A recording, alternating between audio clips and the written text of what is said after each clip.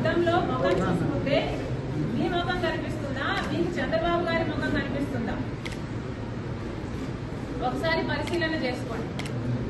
మీకు ఎందుకు ఇంత చంద్రబాబు గారి పిచ్చి పట్టిందో జనాలకు సమాధానం అవసరం. ఎందుకంటే అర్థం కావటం లేదు. సునీత ఇంత గట్టిగా ఈ రోజు న్యాయం కోసం కొట్లాడుతుంటే మీరు చెప్పాల్సిన సమాధానాలు ఈ రోజు వరకు చెప్పటం లేదు. చెప్పకపోగా చంద్రబాబుతో మేము చేతులు కలిపామని చెప్తున్నారే, మీరెందుకు మీ గురించి సమాధానం చెప్పటం లేదు? సాక్షి టీవీలో, సాక్షి ఛానల్లో హార్ట్ అటాక్ అని ఎందుకు రాశారు?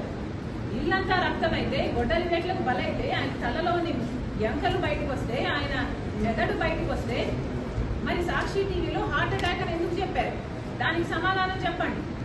చంద్రబాబు గారు ముఖ్యమంత్రిగా ఉన్నప్పుడు సిబిఐ ఎంక్వైరీ అడిగిన మీరు వివేకానంద రెడ్డి గారి హత్య కేసులో ఆ తర్వాత సిబిఐ ఎంక్వైరీ ఎందుకు వద్దన్నారో దానికి సమాధానం చెప్పండి.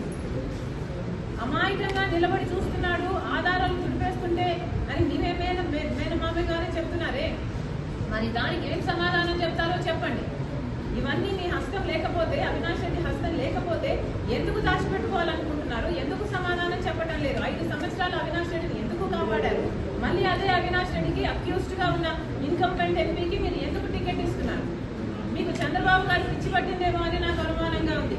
ఒకసారి అద్దం పంపిస్తున్నాను మీకు, దయచేసి అద్దంలో ముఖం చూసుకొని మీకు మీరు కనిపిస్తున్నారా లేక చంద్రబాబు గారు కనిపిస్తున్నారో ఒకసారి టెస్ట్ చేసుకోవాలి.